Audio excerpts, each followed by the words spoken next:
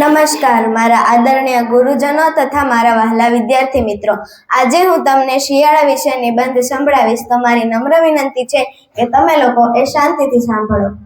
શિયાળો. ભારતમાં મુખ્ય 3 ઋતુઓ છે: શિયાળો, ઉનાળો અને ચોમાસું. ચોમાસાની વિદાય થતાં જ શિયાળાનું આગમન થાય છે. શિયાળામાં દિવસો ટૂંકા અને રાત લાંબી હોય છે, એટલે કે સૂર્યોદય મોડો થાય છે અને સૂર્યાસ્ત વહેલો થાય છે. શિયાળામાં સૂર્યોદય થતાં ચારે બાજુ ઠંડીનું વાતાવરણ ફેલાઈ જાય છે. લોકો વહેલી સવારમાં ચાલવા કે દોડવા નીકળે છે. સાંજે બધા શેરીના લોકો ભેગા મળી તાપણું કરે છે. શિયાળામાં આખો દિવસ લોકોમાં ખૂબ જ સ્ફૂર્તિ જોવા મળે છે. શિયાળામાં સામાન્ય રીતે બધા જ શાકભાજીઓ જોવા મળે છે.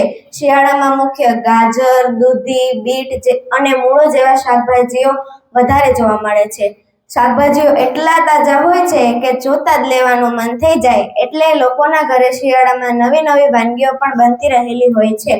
શિયાળામાં લોકોના ઘરે અડદિયા, ગાજરનો હલવો અને બીટના હલવા જેવી વાનગીઓની સરસ સુગંધ આવવા લાગે છે.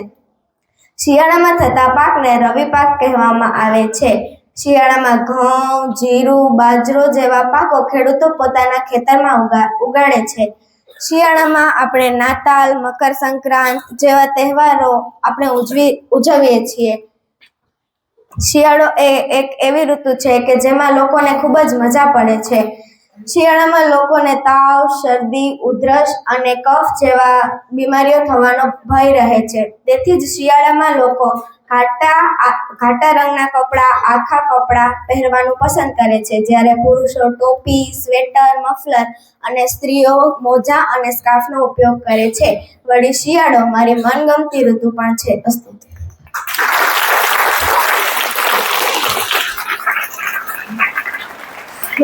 ખવાઈ ગયું.